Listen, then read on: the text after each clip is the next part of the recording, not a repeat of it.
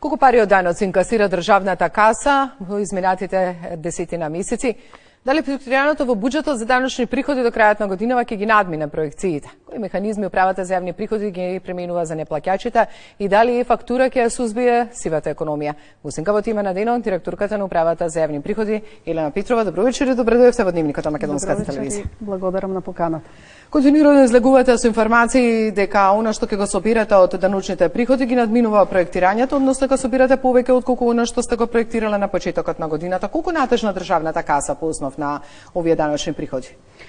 Да, од почетокот на годината до крајот на октомври во националниот буџет од даноци и придонеси се собра 3 милијарди и 600 милиони евра, што е пораст за околу 260 милиони евра повеќе во однос на минатата година.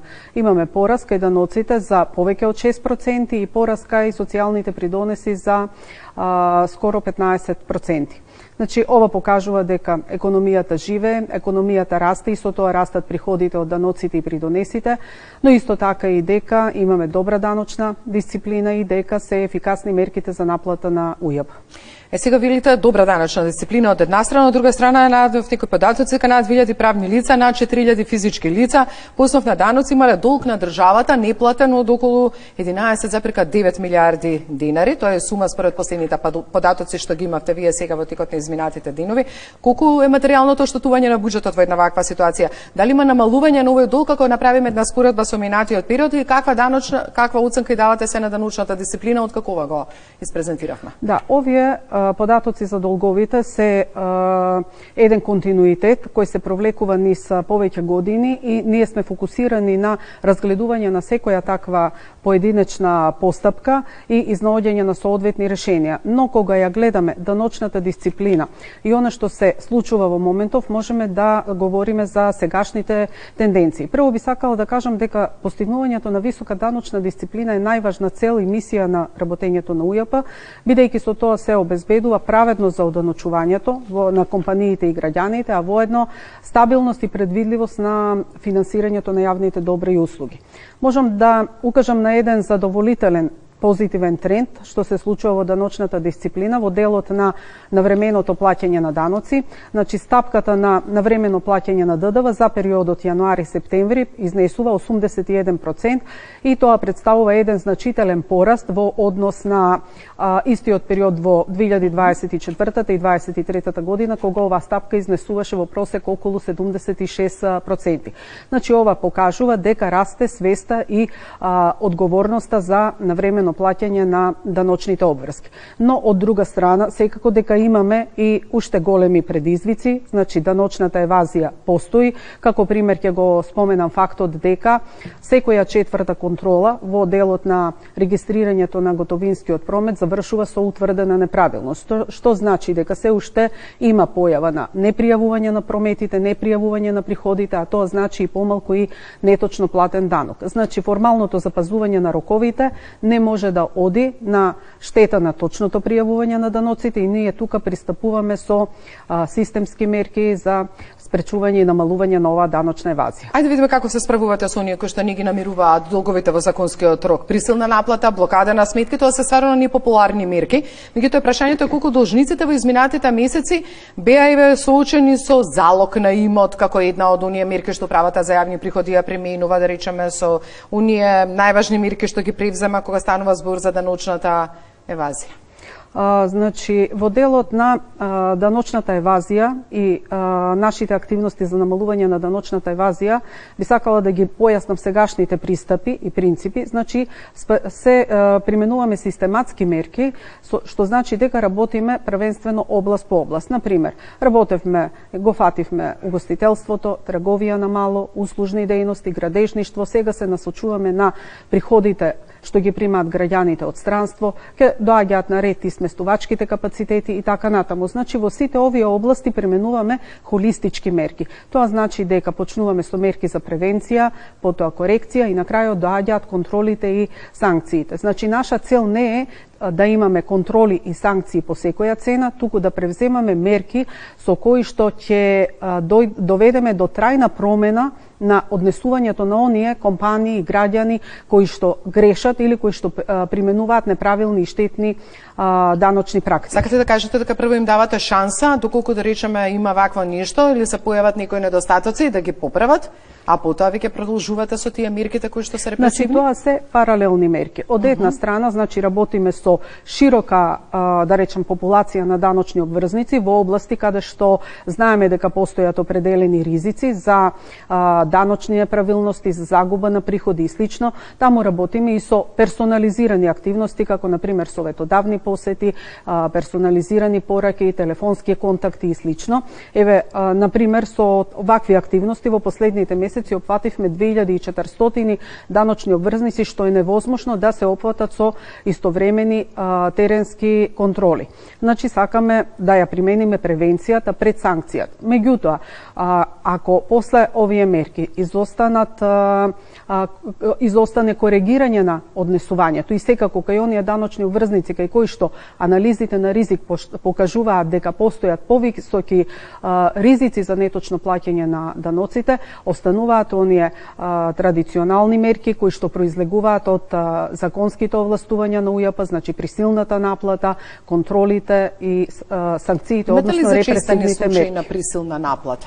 Присилната наплата е редовна мерка, значи и во однос на даноците што се утврдени во постапките на контрола и во однос на оние што се неплатени по доброволното пријавување. Значи тие мерки одат како, да речеме, под часовник. Се знаат точните рокови кога се започнуваат мерките, најнапред стандардните мерки, блокадите на банкарските сметки, а потоа се продолжува со се посилни и посложени мерки, како на пример воспоставување на залози на имот, паричување на имот, харти од вредност, недвижности, движни средства и така натаму. И тука би споменала дека се поактивно ја применуваме и мерката даночна гаранција, што значи дека одговорноста за неплатените даноци ја пренесуваме на директорите и основачите на фирмите. Тие се лица кои се одговорни за одлуките и за работењето на фирмите и тие, согласно нашиот закон, ги задолжуваме за плаќање на данокот што го должи фирмата. Значи, во оваа година над 500 физички лица се задолжени како даночни гаранти и со тоа ние создаваме можност и кај нив да спроведуваме присилна наплата од нивниот личен имот и лични средства за долговите на фирмата. Колку дополнително на овој начин инкасирате даночни приходи? Или имот еве кој што доаѓа под, да речеме, контрола на самата држава? Ајде да направиме една споредба, годинава со претходната година. Па, оваа година дополнителните даноци што се утврдени во постапките на даночна контрола изнесуваат 51,3 милиони евра, што е пораст од над 45% во однос на истиот период од минатата година. Исто така, освен даноците утврдени во контрола, во текот на контролите изрекуваме и други санкциони мерки, значи казни. Например, имаме изречено околу 2600 глоби, над 110 мерки привремена забрана за вршење на дејност.